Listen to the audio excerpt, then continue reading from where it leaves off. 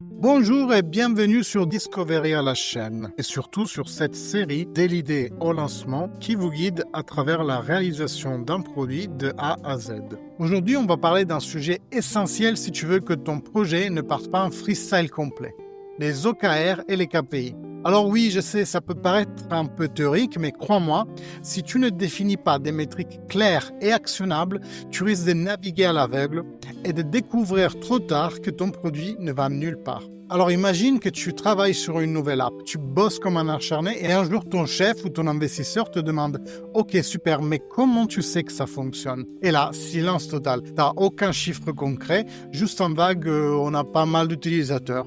Et ça, c'est un problème. Pourquoi? Parce que sans indicateur précis, tu ne peux pas savoir si tu vas dans la bonne direction. Pire, tu peux passer des mois à optimiser quelque chose qui n'a aucune valeur réelle. Et attention, ça ne concerne pas que les startups. Même les grandes boîtes se plantent quand elles ne suivent pas des bonnes métriques. Par exemple, Nokia. Pendant des années, ils suivaient le nombre de téléphones vendus et pensaient que tout allait bien. Sauf qu'ils ont complètement ignoré les KPI liés à l'usage des smartphones. Résultat, Apple et Android les ont écrasés en un rien de temps. Donc aujourd'hui, on va voir ensemble comment éviter ces genres d'erreurs en comprenant la différence entre OKR et KPI, comment bien les choisir et surtout comment les appliquer à notre projet fil rouge JobSnap. Et toi, dis-moi en commentaire, d'après toi, quel est le pire KPI qu'on pourrait suivre dans un projet digital? Comme d'habitude, je t'invite à liker la chaîne et aussi à laisser un commentaire. En effet, c'est les KPI fondamentaux pour YouTube pour s'apercevoir que mon contenu est de qualité et il le recommandera donc à d'autres utilisateurs faisant grandir mon projet. Donc merci à toi de participer à sa croissance. C'est gratuit pour toi en plus. D'ailleurs, abonne-toi et active la cloche, comme ça tu seras mis au courant de toutes les prochaines vidéos. OKR et KPI, comprendre les fondamentaux. Ok, maintenant qu'on sait pourquoi avoir des métriques claires est indispensable, attaquons la première grande question.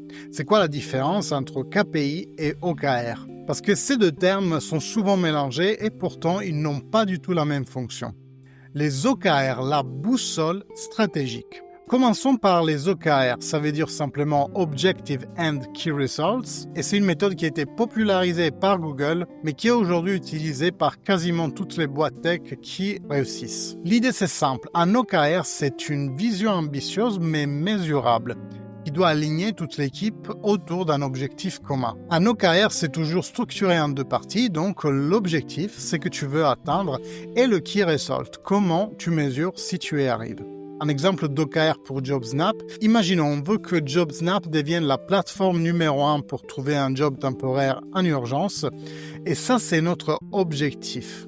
L'objectif correspond totalement à ce qui peut être un axe d'évolution de l'entreprise qui est défini par la haute direction. Mais attention, un objectif tout seul, c'est trop vague. Donc, on y ajoute 3 à 5 Key Results qui nous permettent de mesurer leur progrès. Par exemple, Key Results 1, atteindre 1000 offres postées en 3 mois. Le 2, 70% des offres trouvent un candidat en moins de 24 heures. Le 3, score de satisfaction utilisateur au-dessus de 4 ou 5 sur Trustpilot. Avec ça, on a une direction claire et on sait si on avance vers notre objectif ou pas. Maintenant, parlons des KPI, Key Performance Indicator. C'est les instruments de bord. D'ailleurs, on parle souvent de tableau de bord pour rassembler plusieurs KPI. Un KPI, c'est un chiffre clé qui permet de suivre l'évolution du produit au quotidien. Si les OKR sont comme une destination sur une carte, alors les KPI sont comme le tableau de bord de la voiture.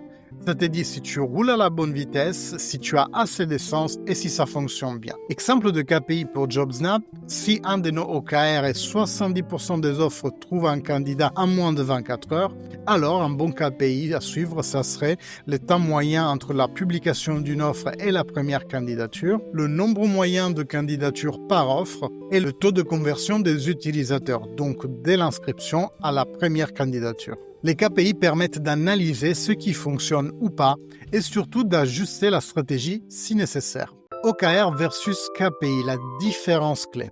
Un OKR est donc un objectif ambitieux avec des résultats mesurables. Il te donne la direction. Un KPI est un indicateur de performance qui suit l'évolution du projet. Il te dit comment tu avances. Par exemple, si notre OKR c'est augmenter l'adoption de JobSnap par les entreprises, alors on va suivre des KPI comme nombre d'employeurs inscrits chaque semaine, taux de rétention des employeurs après leur première embauche, taux d'ouverture des notifications envoyées aux employeurs.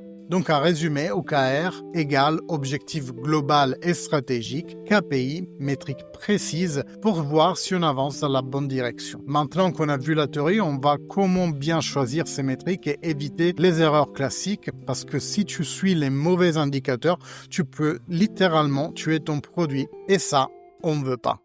Comment définir des OKR et KPI efficaces? Ok, maintenant qu'on a compris la différence entre OKR et KPI, passons à la partie pratique. Comment bien les identifier sans tomber dans des pièges classiques. Trop de gens suivent des métriques inutiles ou définissent des objectifs totalement inatteignables. Alors comment choisir des OKR et KPI vraiment utiles? Il y a 3 règles d'or. Un bon KPI doit être actionnable. C'est un chiffre sur lequel tu peux agir. Si ton KPI te donne une info, mais que tu ne peux rien faire pour l'améliorer, il est inutile. Exemple d'un bon KPI, taux de conversion des utilisateurs inscrits à leur première action sur l'application. Si ce taux est trop bas, on peut améliorer l'onboarding ou rendre le parcours utilisateur plus fluide. Et un mauvais KPI, ça serait quoi? Le nombre total de téléchargements de l'application. C'est cool, mais si personne ne l'utilise après l'avoir installé, ça ne sert à rien. Alignement avec la stratégie. Chaque KPI doit être relié à un objectif business. Si ton but c'est d'augmenter la rétention des utilisateurs, tu ne vas pas mesurer juste le nombre d'inscriptions. L'exemple pertinent, c'est le pourcentage des utilisateurs qui reviennent après 7 jours. Ça indique si ton produit apporte vraiment de la valeur dans la continuité. Un exemple de KPI inutile, ce serait le nombre de pages vues par utilisateur. Ça ne nous dit pas si l'utilisateur trouve réellement ce qu'il cherche. Un bon KPI doit être contextualisé. Un chiffre seul ne veut rien dire. Il faut toujours le comparer à un objectif ou à une tendance. Par exemple, si le taux de conversion passe de 15 à 8%, c'est un gros problème. Mais si on sait qu'on a aussi doublé notre trafic, on peut relativiser. L'erreur des vanity metrics, ces chiffres qui ne servent à rien. Un des plus gros pièges dans le suivi des métriques, c'est les vanity metrics. Ces chiffres ont l'air impressionnants, mais en réalité, ils ne t'aident pas à prendre des vraies décisions. Quelques exemples, le nombre de visiteurs sur le site. Si ces visiteurs repartent immédiatement sans interagir, ça ne sert à rien. Le nombre d'inscriptions sur l'app. Si ces gens ne font rien après leur inscription, ils n'apportent aucune valeur. Le nombre de likes sur les posts sociaux.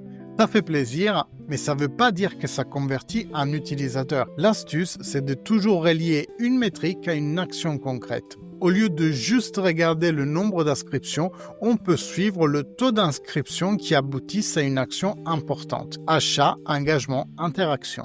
Mieux vaut un KPI imparfait que pas de KPI du tout. Beaucoup de gens attendent des KPI parfaits ou de pouvoir traquer les KPI parce que des fois on n'a même pas le moyen technique de le faire avant de mesurer quoi que ce soit. Et du coup, ils ne mesurent rien. C'est une mauvaise idée. Imaginons qu'on veut mesurer l'engagement des utilisateurs. Idéalement, on aimerait un indicateur ultra précis du temps passé sur l'app, des interactions avec les différentes fonctionnalités, etc.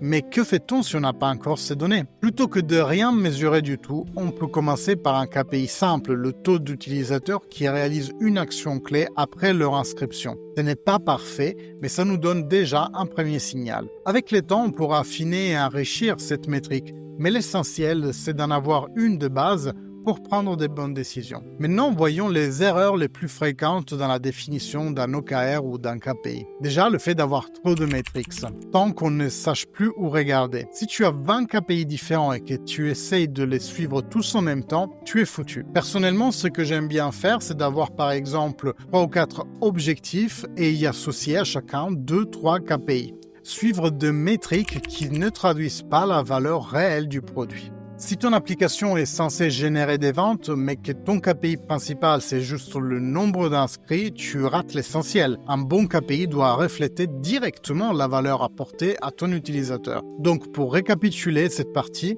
un bon KPI est actionnable et aligné avec la stratégie, mais aussi contextualisé. Il faut éviter les vanity metrics qui ne traduisent pas un vrai impact.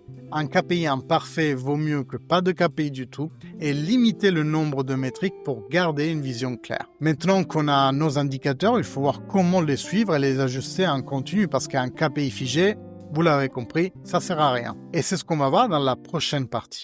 Suivi et adaptation des indicateurs au cours de projet. Ok, maintenant qu'on sait comment choisir les OKR et des KPI efficaces, il reste une question cruciale. Comment on les suit et comment on ajuste en continu? Parce que si on se contente de poser des chiffres sur un slide et les oublier, ça ne sert à rien. Un bon système de suivi, c'est ce qui permet d'identifier les problèmes rapidement et adapter la stratégie en temps réel. Quelle fréquence donc devrait-on revoir ces OKR et KPI? Si tu te fixes un objectif en début d'année et que tu regardes plus avant décembre, tu vas dans le mur. Il nous faudrait trouver un certain rythme pour suivre nos métriques. Et les KPI doivent être suivis régulièrement, certains chaque jour, d'autres chaque semaine selon leur importance. Les OKR, eux, doivent être revus à la fin de chaque cycle, donc soit un trimestre ou un semestre, plutôt trimestre d'ailleurs. C'est un cap stratégique, donc on ne doit pas changer trop souvent, mais on doit quand même faire des ajustements. Un exemple concret, si ton KPI principal c'est le taux de conversion des utilisateurs, tu veux probablement suivre ça chaque semaine. Par contre, si ton OKR c'est devenir la plateforme de référence en 6 mois, tu ne vas pas t'attendre à un résultat immédiat. Construire un dashboard simple mais efficace. Bon, maintenant, où est-ce qu'on met tous ces chiffres pour éviter de s'y perdre? La réponse, c'est un dashboard clair et utile. Essayons de poser quelques règles de ce que c'est un bon dashboard. Pas plus de 5 KPI. Comme dit, moi j'aime bien avoir 3-4 objectifs et 2-3 KPI associés pour chaque. Bon, donc bien diviser ça dans des sections, ça me paraît la base. Il faut un visuel simple et lisible, des graphiques clairs, des évolutions des chiffres. Pas besoin de faire défiler un tableau à 300 lignes. Et puis, je pense que c'est essentiel, une mise à jour automatique qui évite de passer des heures à remplir un Google Sheet à la main chaque semaine. Maintenant, parlons des moments où tes KPI te montrent quelque chose qui cloche. Si un KPI chute, voici les étapes à suivre. Est-ce un problème du produit, un problème marketing ou c'est juste une tendance du marché? Comparer avec d'autres métriques, ça pourrait être une bonne idée. Est-ce un problème qui touche tout le produit ou juste un segment d'utilisateurs? Faire un test d'amélioration rapide. Par exemple, si tu viens de faire une mise à jour, est-ce qu'un rollback sur la version précédente remettrait les choses en place? Le pire à faire, c'est de paniquer et de changer tout de suite la stratégie à chaque petite variation de KPI. Au moins, bien sûr, que le chiffre d'affaires ne tombe drastiquement à zéro. Il faut toujours analyser avant d'agir. Adapter ses objectifs en fonction des données. Enfin, il faut accepter que certains objectifs doivent être ajustés. Un OKR, c'est pas gravé dans le marbre. Si tu te rends compte que ton OKR est trop ambitieux ou pas pertinent, tu peux le modifier. Par exemple, un OKR trop ambitieux, si tu voulais atteindre 100 000 utilisateurs en 6 mois, mais qu'après 3 mois, tu en as 5 000, il est peut-être temps de revoir ton objectif et de prioriser l'engagement avant la croissance. On pourrait aussi avoir un KPI mal défini. Tu suivais uniquement le nombre de visiteurs, mais tu te rends compte que c'est le nombre d'utilisateurs actifs qui a un vrai impact. L'important, c'est d'avoir des métriques qui évoluent avec la réalité du produit et du marché et qui t'aident à prendre des vraies décisions. Donc, pour récapituler, les KPI doivent être suivis régulièrement, quotidien, hebdo, mensuel, selon leur importance. Les OKR sont revus à la fin de chaque cycle, mois, trimestre ou semestre, et un dashboard doit être simple, lisible et dans l'idéal, être mis à jour automatiquement. Quand un KPI chute, il faut analyser la cause avant de réagir. Un OKR ou un KPI mal défini peut être ajusté en fonction de la réalité du marché. Maintenant qu'on sait comment suivre les indicateurs, il est temps d'appliquer tout ça à JobSnap pour voir comment fixer des OKR et KPI pertinents pour une application mobile. C'est ce qu'on va voir dans la prochaine partie. Application à JobSnap, définir ses KPI et OKR. Ok, maintenant qu'on sait comment choisir et suivre les bons indicateurs, il est temps de voir comment les appliquer concrètement à JobSnap. Rappelons le contexte, JobSnap, c'est une autre application fil rouge dans cette série, une plateforme qui connecte des entreprises ayant besoin d'embaucher rapidement et des travailleurs en recherche de missions courtes. Notre objectif, c'est que JobSnap devienne la référence pour trouver un job temporaire en quelques minutes. Mais comment on sait si on va dans la bonne direction? Et là, c'est les OKR et KPI qui entrent en jeu. On va définir 3 grands OKR qui vont structurer le lancement de JobSnap. OKR 1, donc l'objectif, augmenter le nombre d'offres postées sur la plateforme. OKR 1, atteindre 1000 offres postées en 3 mois. Ça pourrait être aussi 100 si par exemple, comme je dirais dans les vidéos successives, on décide de démarrer l'application sur une ville restreinte pour faire une sorte de bac à sable. KR2, 70% des offres trouvent un candidat en moins de 24 heures. KR3, obtenir un score de satisfaction de 4 sur 5 sur une application de notes comme Trustpilot, mais ça pourrait être aussi l'Apple Store ou le Google Store. Cet objectif est critique. Si on veut que JobSnap fonctionne, il faut qu'il y ait des offres disponibles et qu'elles aboutissent à des embauches. Au KR2, faire connaître la solution auprès des entreprises. Le KR1 pourrait être avoir 500 employeurs inscrits sur la plateforme dans les 3 premiers mois, ou 50 si on part sur une petite ville.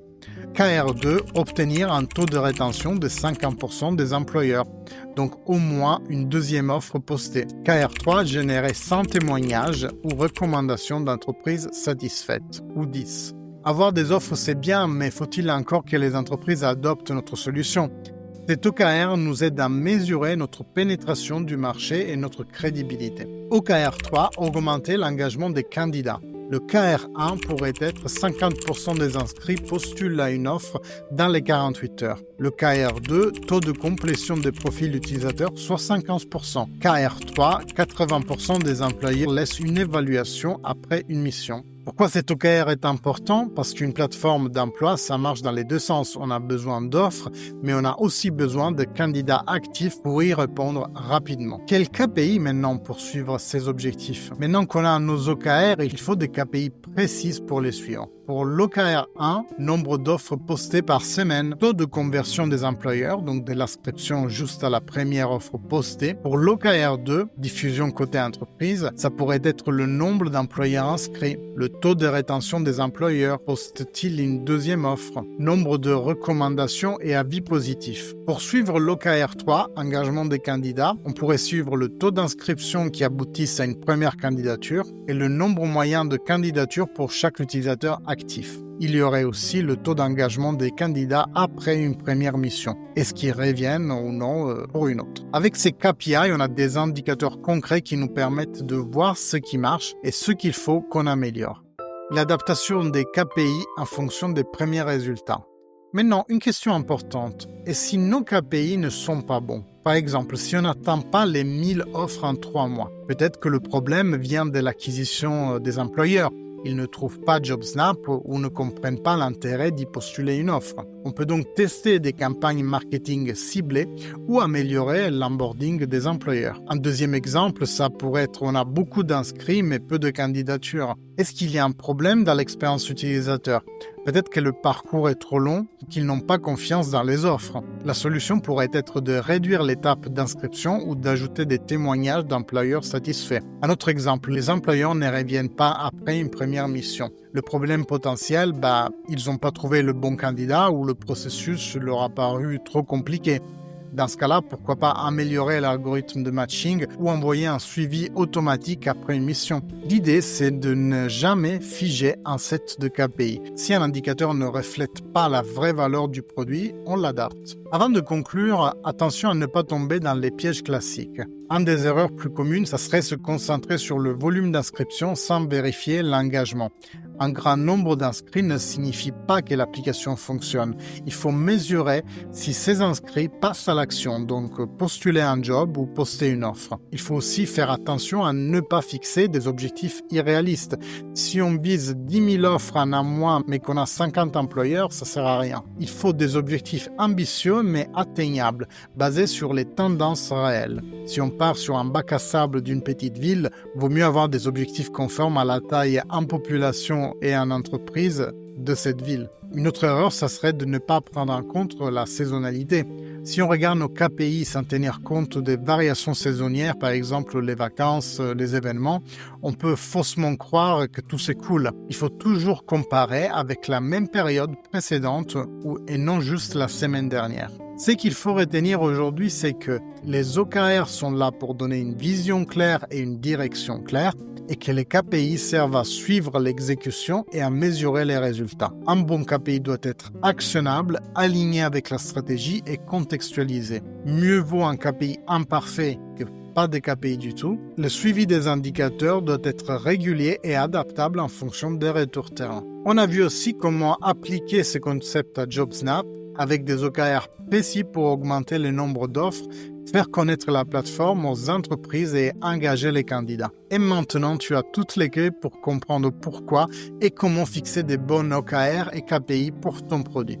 Et franchement, si tu appliques ça correctement, tu auras un énorme avantage sur la majorité des projets qui avancent sans direction claire. Mais maintenant, la vraie question, c'est comment faire tout ça sur des projets avec des contraintes réelles. Parce que dans le monde parfait, on aura du temps illimité, une équipe ultra performante et un budget infini, mais vous le savez, ça n'arrive jamais.